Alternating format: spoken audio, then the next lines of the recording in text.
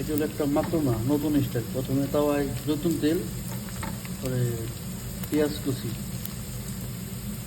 এখন দেবো এই হাফ চামচ আদা রসুন পেস্ট, এখন দিব এই অর্ধেক ব্রোকলি,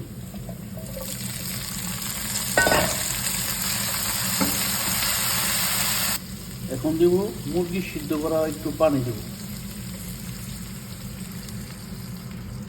এখন দেবো ক্রিম দেবো একটু পরিমাণ মতো,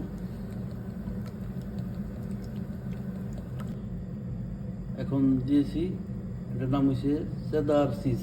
এইটা এটা 3টে চেদার চিজ এই ব্লেন্ডার করে দিয়ে দেব। এখন এই মোজারেলা চিজ দিয়ে দেব, এরকম করে আটা আটা হবে, তো এভাবে এভাবে হবে। এখন এই মাকরুনা দিয়ে দেবো, এটা সিদ্ধ করবো অর্ধেক 60% সিদ্ধ করে ঠান্ডা করে দিয়ে দেবো।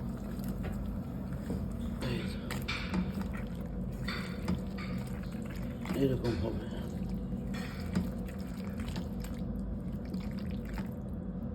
রান্না শেষ। এরকম হবে, এরকম আটা আটা হবে, জিবেন দিলে এরকম আটা আটা হবে, রান্না শেষ।